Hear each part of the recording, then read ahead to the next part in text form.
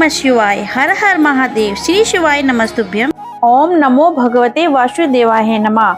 आइए प्रिय भक्तों, आज हम ज्येष्ठ पूर्णिमा व्रत कथा सुनने जा रहे हैं, तो चलिए सुनते हैं पूर्णिमा व्रत की कथा। हर साल ज्येष्ठ मास के शुक्ल पक्ष की पूर्णिमा तिथि पर ज्येष्ठ पूर्णिमा का व्रत रखा जाता है। इस दिन सच्चे मन से जो कोई भी जातक व्रत और कथा करते हैं, भगवान विष्णु, माता लक्ष्मी और चंद्रदेव अवश्य ही उनकी मनोकामनाएं पूर्ण करते हैं। सनातन धर्म में कथा पाठ करने का और साथ ही विधि पूर्वक व्रत रखने का बहुत महत्व होता है। ऐसा ही एक सिद्ध व्रत ज्येष्ठ पूर्णिमा का भी है, जिस दिन व्रत रखकर श्रद्धालु अपने इष्ट देव की प्रार्थना करते हैं, उनके लिए तप करते हैं और उन्हीं का आशीर्वाद प्राप्त कर जातकों के जीवन में सुख शांति समृद्धि का वास होता है। अगर आप भी विधि पूर्वक ज्येष्ठ पूर्णिमा का व्रत संपन्न करना चाहते हैं, तो यहाँ पूर्णिमा व्रत की सिद्ध कथा क्या है और व्रत की पूरी कहानी। पौराणिक कथा के अनुसार एक बार अशुपति नाम का एक राजा था, जिसकी केवल एक ही संतान थी।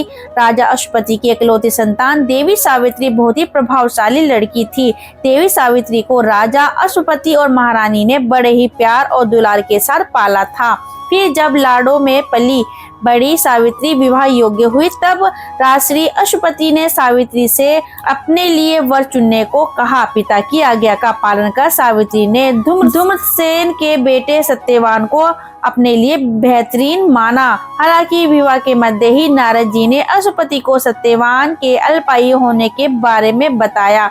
सत्यवान की आयु को लेकर श्री नारद मुनि ने बताया था कि विवाह के 1 साल बाद ही सत्यवान की मृत्यु को प्राप्त हो जाना निश्चित ही है। नारद मुनि की ये बात सुनकर राजश्री अशुपति भयभीत हो गए और बेटी सावित्री को दूसरा पति चुनने के लिए अनुरोध करने लगे, लेकिन बेटी सावित्री को पिता की बात मंजूर न थी। बेटी के हट के आगे राजा अशुपति की एक न चली और फिर उसके बाद ही निश्चित समय पर सावित्री का विवाह सत्यवान से विधि पूर्वक संपन्न हो गया। शादी के बाद सावित्री सत्यवान और उनके माता पिता के साथ जंगल में रहने लगी। देवी सावित्री अपने पति सत्यवान की लंबी आयु के लिए रोज ही विधिवत तरीके से व्रत रखने लगी, लेकिन जब नारद मुनि की भविष्यवाणी के अनुसार जब सत्यवान के जीवन का अंतिम दिन आया, तो उस दिन सावित्री भी उनके साथ लकड़ी काटने वन गई।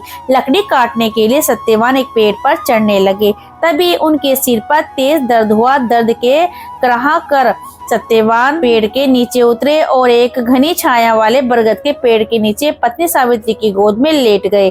पत्नी की गोद में लेटे ही सत्यवान ने अपने प्राण त्याग दिए। फिर उसके बाद सत्यवान के प्राण लेने के लिए यमराज का आगमन हुआ। जब यमराज सत्यवान के प्राण लेकर जाने लगे, तो सावित्री भी उन्हीं के साथ चलने लगी। यमराज ने देवी सावित्री को बहुत मना किया, लेकिन सावित्री के प्यार और समर्पण के आगे यमराज की एक न चली। सावित्री की जिद देखते हुए यमराज ने उनसे कोई भी 3 वरदान मांगने को कहा। यमराज द्वारा कही गई शर्त की ये बात सुनकर सावित्री ने 100 पुत्रों की माता बनने का, अपनी कोख से जन्म देने का वरदान मांग लिया। लेकिन यमराज द्वारा दिया गया ये वरदान तभी पूरा होकर फलित हो पाता जब यमराज उसके पति सत्यवान को जिंदा कर देते हैं। अब यमराज सावित्री को दिए गए अपने वचन से बंधे हुए थे। उसी वचन का मान रखते हुए उन्होंने सावित्री के पति सत्यवान के प्राण दोबारा लौटा दिए। प्राण लौटाने के बाद सत्यवान फिर से जीवित हो उठे। तभी से सभी सुहागन महिलाएं हर साल ज्येष्ठ पूर्णिमा के दिन ये सिद्ध व्रत रखती हैं, ताकि उनके भी पति की आयु लंबी हो और उन्हें सुखी दाम्पत्य जीवन का आशीर्वाद प्राप्त हो। अब यहीं पर कथा समाप्त होती है। बोलिए विष्णु भगवान की जय, बोलो लक्ष्मी माता की जय हो। आशा करती हूँ कि पूर्णिमासी के दिन आप इस कथा का श्रवण अवश्य करेंगे और लाभ उठाएंगे। ऐसी और खास जानकारी पाने के लिए हमारे चैनल से जुड़े रहिए और हमें लाइक शेयर कमेंट अवश्य करें। अब मिलते हैं अगली वीडियो के साथ, तब तक के लिए नमस्कार।